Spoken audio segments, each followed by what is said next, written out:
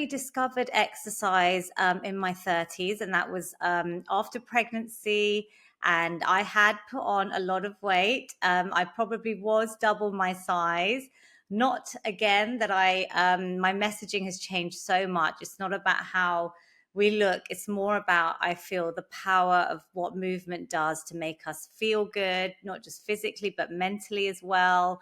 And I always say, my slogan is to exercise for sanity, not vanity. But it was when I just joined the gym and I was feeling pretty unhealthy. And it was basically, Scott, the rates of things like diabetes. So type 2 diabetes is very prevalent in the South Asian community.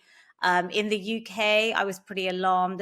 The statistics that I researched just before the COVID pandemic we're 6 times more likely than the average white person here to have type 2 diabetes. And there's so many people living with pre-diabetes. And more than that, these types of chronic illnesses are very prevalent in my own family. And my grandfather passed away from diabetes, and it runs on my mum's side. So I was feeling pretty unhealthy. I'd put on a lot of weight, and I just joined the gym like a lot of mums do. I was probably just consoling one another, going to coffee mornings and jumping around like group exercise classes, not really getting any results as such in terms of weight loss. And it was only when I discovered strength training through hiring a personal trainer of my own. And it was totally a massive game changer for me.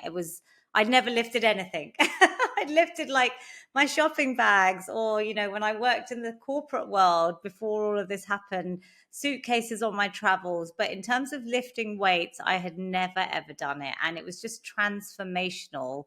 That made me want to research the science and sit the exams just out of my own knowledge, not even thinking that it's going to be a future career path. So it's quite probably not the answer you're expecting. No, it's a great answer. I think what's really interesting is all through my children's lives, I used to say, look good, feel good, play good. And Mm. I've always felt like that as a mantra for what I believe. I had a friend of mine talking to me recently about weight gain and not feeling good in her skin, Mm. and we were in the office, and I just said I look at our health a lot of times like a messy desk. Like if everything around us is clutter, Yeah. if we're just doing everything so fast that we're not taking the time to look our best, to feel our best, to play our best, it becomes very difficult to be happy with what you see in the mirror. Yeah. And this person says, "Well, I just don't look in the mirror." And I Oh, said, "Well, it starts with looking in the mirror, and not because you're vain, not because you want to see what changes are happening, positive or negative, but it is a level yeah. of self-awareness.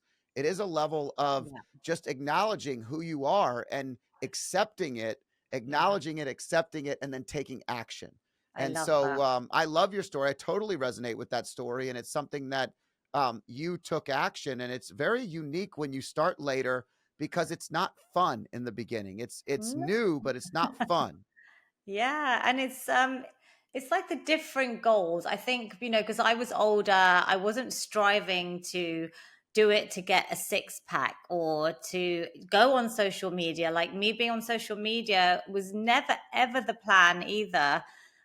It's just that I got so into it, and it's, I guess, through midlife and when you're getting older and you start having life experiences like the loss of a loved one. I lost my dear father-in-law who I'd lived with as a joint, an Indian family. There were 9 of us together. He was probably more of a dad than my own dad was able to be, because they came to the UK in the 60s to start off, from scratch. And they didn't really have the time, right? They really heavily invested in my brother and my education, like a lot of South Asian families did when they came to the UK. But my father-in-law was an amazing man, and when I lost him through a brain tumor very suddenly, within 6 months, I think it is those moments where not only is it a wake-up call that life is so precious, and life is short, it can happen to anyone, because he was fit and healthy, stress-free, no major signs or anything. He was the one going to the gym before any of us in the family. He'd be at the door, when it opened at 6:30 a.m. But it was the gym, and it was lifting weights and having that out, sort of that space for myself, that gave me the chance to actually deal with grief. And it just gave me that break away from everything, where people talk about this flow state. And I never really understood what it was until you're in that zone. And it doesn't have to be lifting weights. My message now is that I've done so much research. I've written this book, The Feel Good Fix. It has just come out 2 weeks ago, actually today. And it was really the science. I want everything to be backed by science. So I did about 40 pages of research studies that are, the latest research. And it just shows how powerful movement can be, any form of movement, that makes you feel good. And that's where I want it to be very accessible. It's not prescriptive, like you've got to do this, got to do that. Just knowing that, just a minute, I call it exercise snacking, is what, my whole like concept is based on. But it's so amazing to know that every minute does count, and it's scientifically backed. And I guess, any type of movement, whether it's a walk, a cycle, a swim, whether it's lifting weights, whether it's just a simple stretch or some mobility work, um, I always feel better. I don't know about you, but it's those magical endorphins. Like my whole feel good branding is based on that, because it always makes me feel better. Yeah, I just told someone the other day, we were talking, I was in the dentist office and I was finishing, and the hygienist was finishing up, and we were talking about podcasts and Yeah. the people I get to interview, and she was talking about having not a lot of time. And I said, Amazing. do you find yourself staying up late at night to like watch another show or to do something because you haven't had time for yourself? And Yeah. she goes, I absolutely do all the time. And I said, I used to do the same thing. And what I found was I needed to feel like I had time to myself. And it Mm. started with what you just mentioned. I would work out in the morning.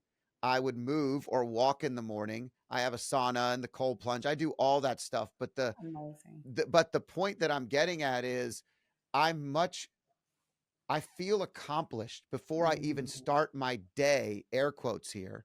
Yeah. And I've already accomplished enough for myself where I feel like I've done enough to invest in my body, to invest in my Self-care. mind. So Yeah. when you go to bed, if it's early and it's 9 o'clock and I'm just exhausted, I'll just go to bed instead of waiting up because I need to justify why I didn't do anything for myself today.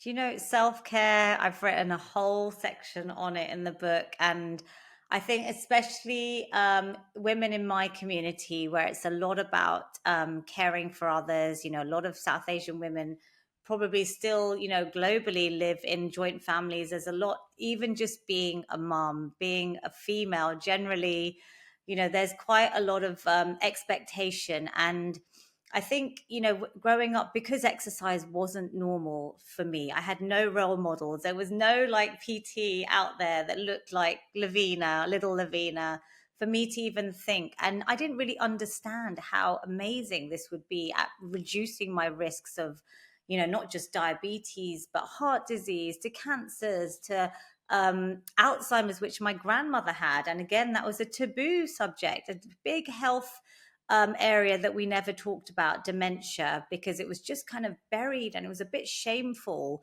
So, I mean, I wish, like, obviously my younger self had known this earlier, but that's why I'm very vocal and so passionate about hoping to just spread this knowledge. I want everyone to know about this, and I want them to know that there's so many free tools. You talk about, I've done a section on self-care snacks, and it is literally these sort of little things that we can do that sometimes may seem so simple. Just like I've got, daily gratitude, things like journaling that I had only restarted during the COVID pandemic. I used to write a diary when I was a teenager, and it had one of those little old-fashioned padlocks on. And I say to my mum, whatever you do in my old room, you're not reading my diaries from when I was a teenager. But journaling for me was so powerful during, especially the pandemic, when there was so much going on. And I had just qualified as a personal trainer a year before the COVID pandemic, and I had just started training women just by chance, because people had found out, some friends had found out that I'd sat the courses. I was not planning to have clients as such. And, friends were asking. And so I just said, I've got a space in my basement in my home. I'll start training some of you. And because I was an ex project manager, I used to work in the corporate world in my 20s, which I gave up, to be mum for about just over a decade. I was very thorough, Scott. I was like literally pernickety writing them these personalized plans for like 30 to 70-year-olds.